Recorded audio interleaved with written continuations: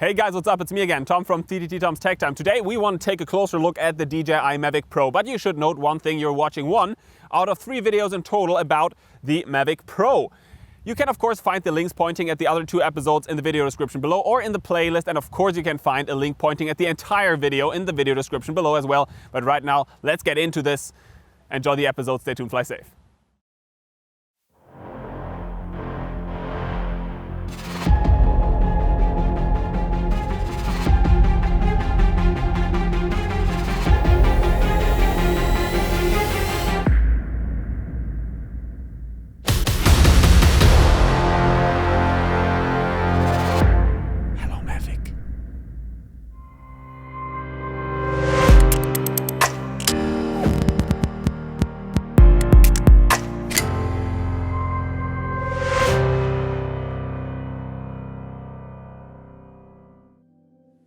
Hey guys, what's up? It's me again, Tom from TTT Tom's Tech Time. Today we want to review the all-new DJI Mavic Pro. It's DJI's smallest and most compact drone, and we want to find out if it's DJI's new flagship. By the way, product links pointing at the Mavic Pro itself and at all its accessories can of course be found in the video description right below. Let's get started by taking a look at some of the most important tech specs, and after that we are going to take an in-depth look at the camera, at the safety features and some more. Stay tuned, fly safe.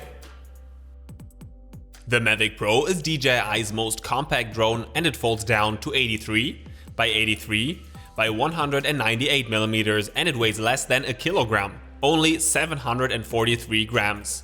There is no need to worry about taking the Mavic Pro aboard an airplane due to its compact size, which is ideal for travelers. Are you guys curious and want to find out how long it takes from unfolding the DJI Mavic Pro until having it ready to fly?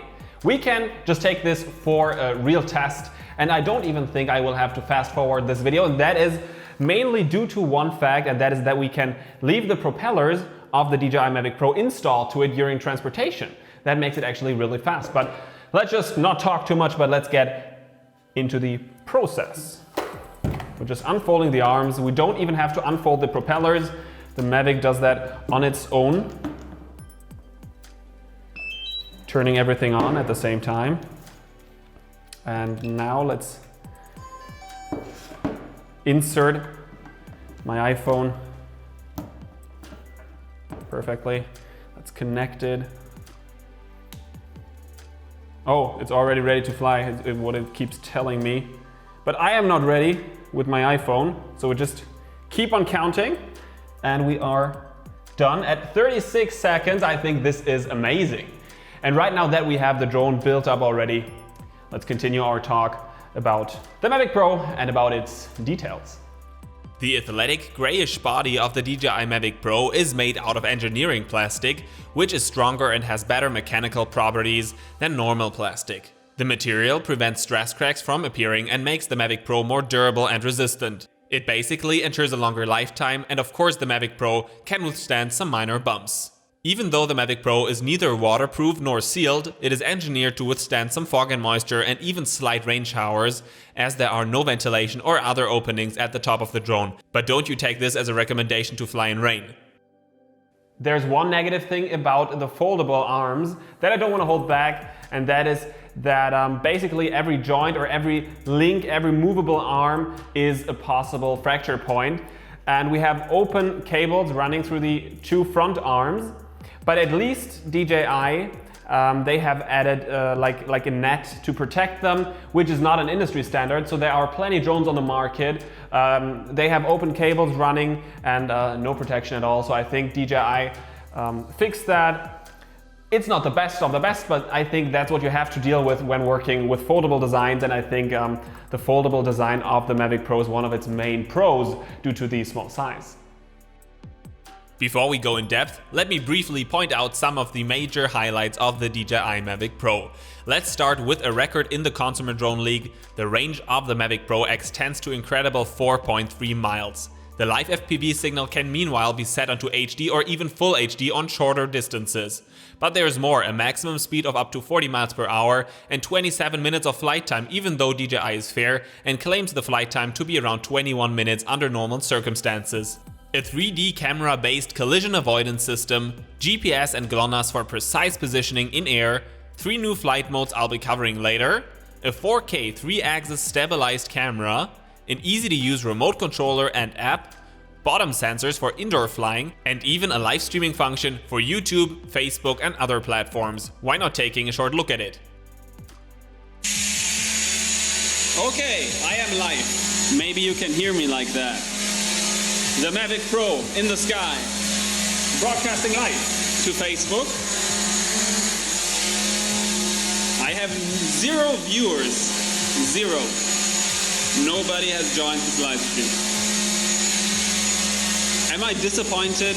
Oh, somebody is watching the live stream. Hello, 3 viewers. How are you doing? Okay, let me finish my top highlights list. The Mavic Pro features a return to home function that takes over once you're in trouble.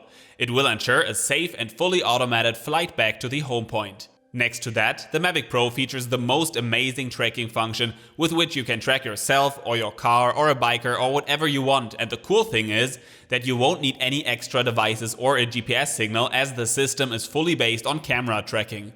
For increasing the safety, DJI added a second compass, and for increasing fun, DJI added a gesture mode for selfies.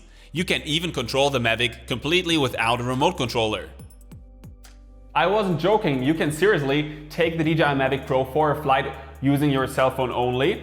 And even flying indoors, because I'm going to show this to you right now, right in here. It's another difficulty flying indoors, but due to the sensors at the bottom that we are going to talk about later again, this is possible with the DJI Mavic Pro. And there's only one thing that we have to do before we get up in the sky. We have to open this latch at the side of the DJI Mavic Pro, and we will find one button, and at the one hand side it says RC, remote controller, and on the other hand side it says Wi-Fi. Let's just toggle it over to where it says Wi-Fi. And that is basically the entire preparation. Let's just put it on the ground, turn it on, and while it's booting up, let me open up the Wi-Fi submenu of my phone. And you should know that using the Wi-Fi is limited, of course. You won't have an incredible range. The range is limited to about 80 meters distance and 50 meters height. And realistically, I was able to get or achieve like 50 meters distance away from me. And until then, the signal was pretty strong. And we were connected already. Let's not keep on talking, but let's get the drone up in the sky. And let's just see whether it works out. Slide for takeoff. There we go. You can see how stable it hovers indoors. It has not even a single satellite it's connected to. So this is pretty much incredible. So let's just fly fast forward. No, not too fast. And maybe I can raise height and turn on the camera and rotate and show myself. It's really so intuitive. I mean, this is crazy. I have it flying in here. You can see it. And I can just use the touch screen. I can rotate the drone, change its altitude, or fly it forwards or backwards. I don't know what camera to talk to right now. I have like 3 cameras running. But I think this function is awesome for just, I don't know, having the Mavic in your backpack. If you had nothing seriously planned and you just don't want to carry around the RC with you, let's just land it again.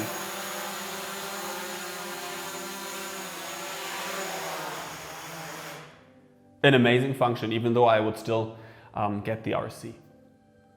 The remote controller is small and lightweight, just as the drone itself.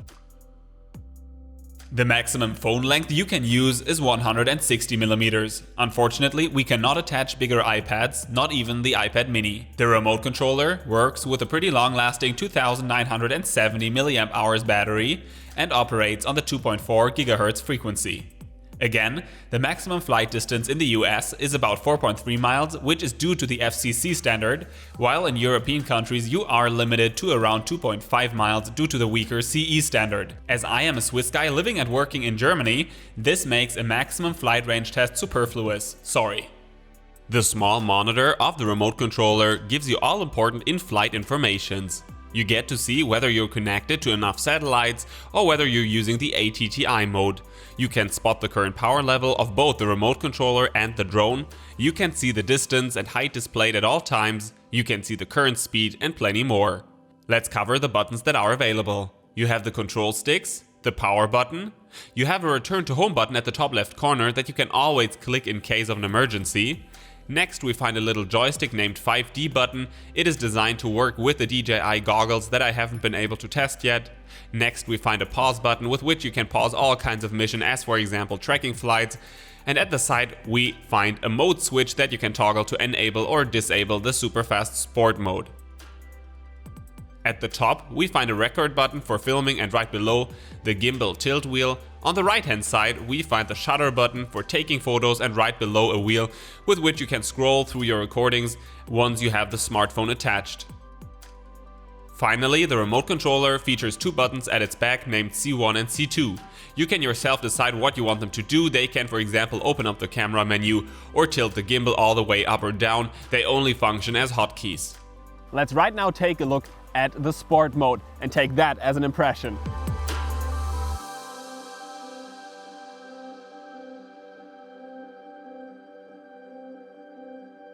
Wow, the Mavic is fast and it looks like one of these ships from Star Wars. From the back you only see like this one light and it just flies over there. It's just incredible, it's incredible. And there's one thing that we noticed though, and that is that the camera at the very beginning tips over a little bit, and that is due to the fact that the entire drone is really tipping over a lot when flying super fast in sport mode.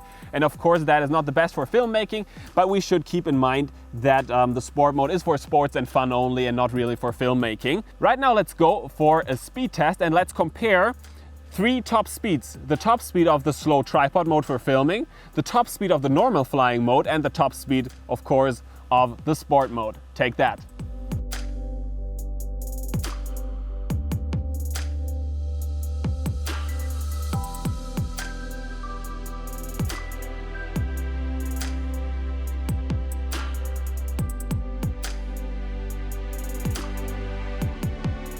Let me now unveil the mystery. 2.9 miles per hour was the maximum speed in tripod mode.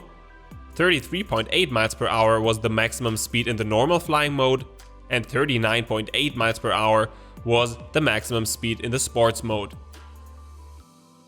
Yay! We made it until the end of this episode, but you shouldn't forget that there are 2 more episodes to watch. You'll find the video links down there in the description below. But if you already fell in love with the Mavic Pro, you of course find product links pointing at it in the video description below as well, and the hottest Mavic Pro deals on tomstecktime.com/deals. Check it out right now.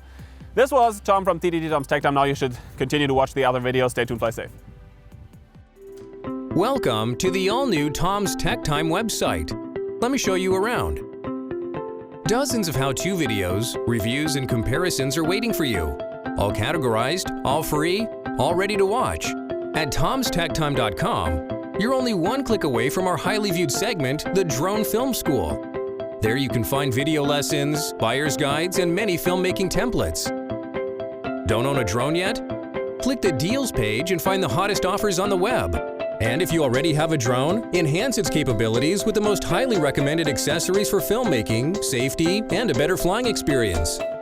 tomstecktime.com, teaching the world how to fly drones.